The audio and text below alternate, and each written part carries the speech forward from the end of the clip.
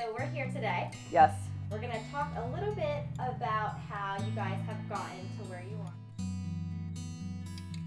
are. At what point did you guys know that you're ready to quit the 9-to-5 life and jump into real estate, all forms of real estate?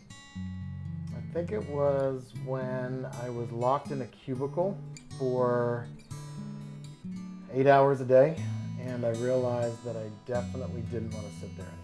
Or that you don't have the personality for that. Yeah, I don't. I got to talk to people, and I was locked in talking to myself pretty much.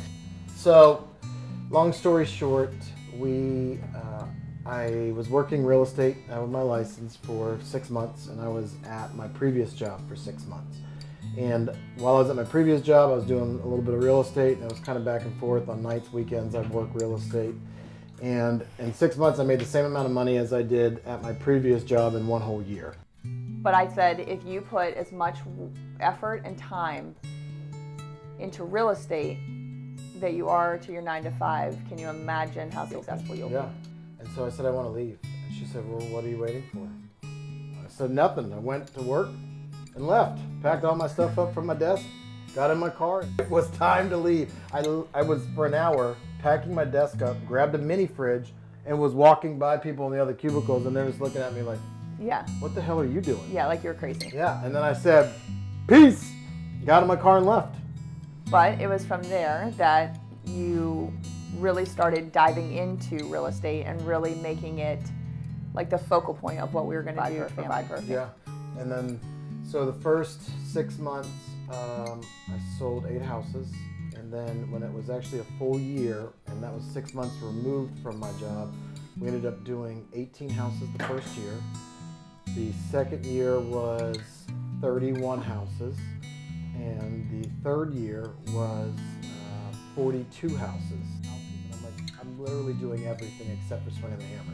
I'm analyzing the numbers, finding the houses, finding the properties, listing them, selling them. The only thing I did not do was rehab those properties. So when I was doing that, I'm like, okay, why can't we be doing this? We should be doing this.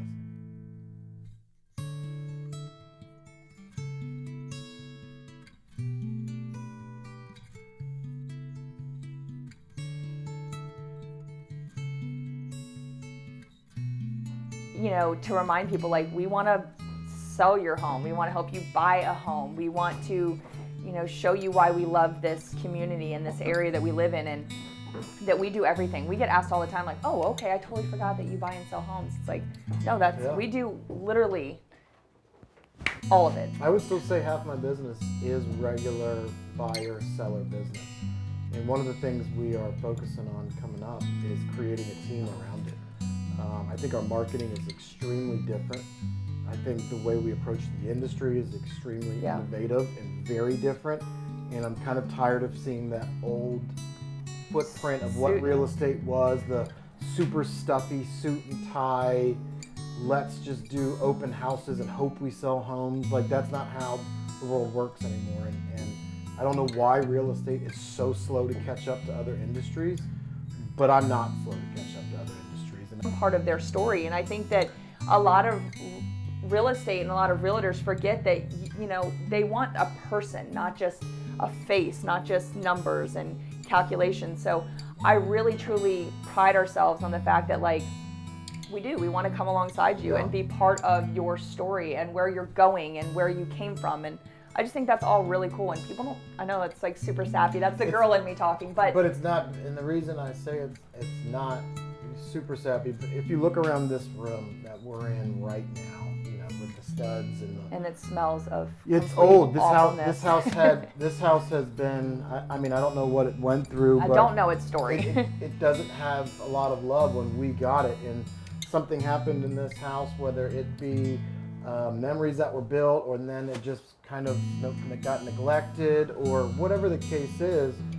We take this house and an eyesore for a neighborhood, and we turn around and make these insides beautiful. And you know, a lot of people don't see this side of the house, but when we go through this, it's truly a transformation where you take something that is the ugly duckling and make it the pretty swan The of pretty swan. the entire neighborhood. That's beautiful. And maybe I lean towards investment sometimes because my story is very similar to, I think everybody has a story like I that. agree. And I think that's, honestly, agree. I think that's why, like, going back to it, like, oh, why do you only show the flips? I think everybody wants a good before and after. Everybody wants to see something that's like beaten, broken, just disgusting.